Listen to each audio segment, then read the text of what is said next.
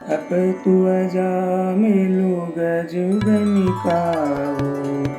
Up तु अजा मिलु गजुगनिकाओ। भय मुकुट हरि नाम प्रभाओ। भय मुकुट हरि नाम प्रभाओ।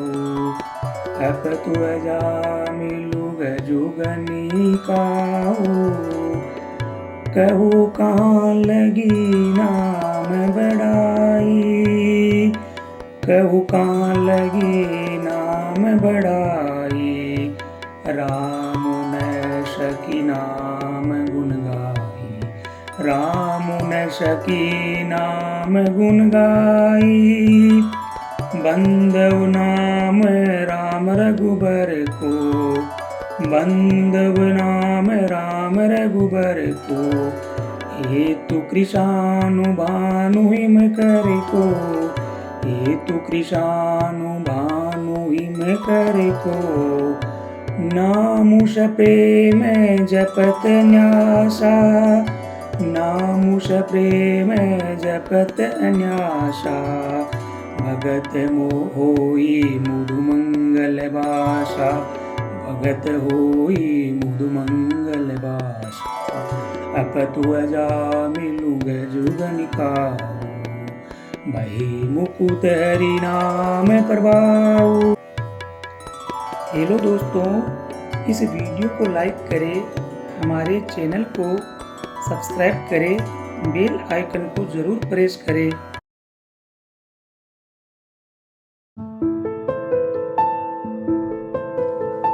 एक बार एक बहुत बड़ा बिजनेसमैन एक छोटे से गांव में जाता है। उसका प्लान होता है कि उस गांव में एक फैक्ट्री लगानी है। वो एक ऐसी जगह तक पहुंच जाता है जहां पर उसके सामने नदी होती है और उसके सामने गांव होता है। अब उसके पास में दो ऑप्शंस होते हैं। एक कि वो सड़क के रास्ते से घूम करके उस गांव तक पहुंचे, जिसमें करीब करीब 8 घंटे लगेंगे, क्योंकि डायरेक्ट कोई रास्ता नहीं है वहां तक पहुंचने का।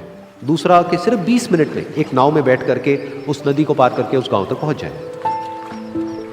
तो अपना टाइम बचाने के लिए उसने उस नाव में बैठने का डिसीजन लिया। वो नाव बहुत ही छोटी सी थी, जिसमें एक तरफ एक आदमी बैठा था जो कि नाव चला रहा था, और दूसरी तरफ ये बिजनेसमैन बैठा हुआ था। तो नाव में बैठने की थोड़ी देर बाद उस बिजनेसमैन ने उस नाव वाले से पूछा, तुझे पता है तेरी नाव में कौन बैठा है? तो नाव वाले ने बड़े ही भोलेपन से कहा हाथ जोड़ करके, नहीं साहब मुझे नहीं पता आप कौन है। तो बिजनेसमैन बोला, अरे तू अखबार नहीं पढ़ता है क्या? हर दूसरे दिन मेरी फोटो आती है अखबार में। तो नाव वाला बोला, अरे साहब मुझे कहाँ पढ़ना लिखना आता है। मैं बहुत छोटा सा था जब मेरे पिताजी गुजर गए थे, तो अपने परिवार का ध्यान रखने के लिए मैं बचपन से ही काम में लग गया और तभी मेरा स्कूल छूट गया।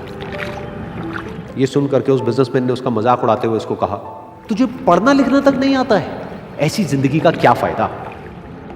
ये सुन करके उस नाव वाले को बुरा तो लगा, लेकिन उसने कुछ नहीं कहा।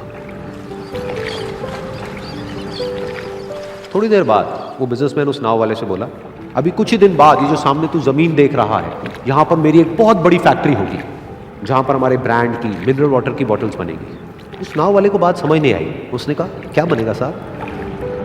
तो बिजनेसमैन थोड़ा सा इरिटेट होकर के बोला कि हमारे यहाँ पर पानी की बोतलें बनेंगी, जो तेरे गाँव में नहीं बिकेगी लेकिन शहरों में बहुत बिकती है। अरे कभी तू शहर गया होगा तो तुमने देखी होगी पानी की बोतलें रखी होती है दुकानों पर। फिर वो नाव वाला बोला, अरे साहब मुझे कैसे पता होगा, मैं तो कभी इस गाँव से बाहर गया ही नहीं।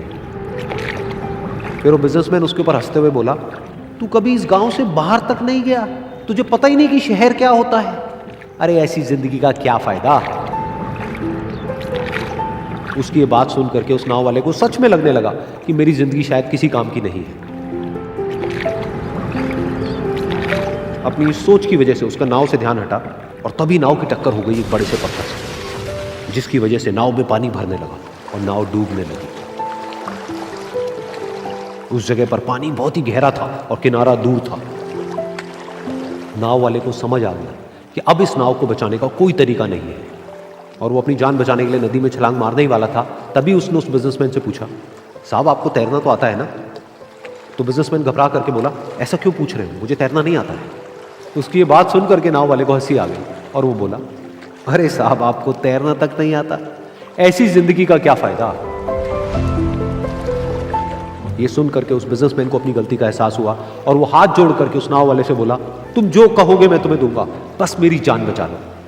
तो उस नाव वाले ने बोला, अरे साहब आप घबराओ नहीं, मुझे सिर्फ तैरना नहीं आता है, मुझे डूबते हुए लोगों को बचाना भी आता है। आप मुझे कस के पकड़ लो, मैं आपको कुछ नहीं होने दूंगा। और फिर उस नाव वाले ने ना सिर्फ अपनी बल्कि उस बिजनेसमैन की भी जान बचाई।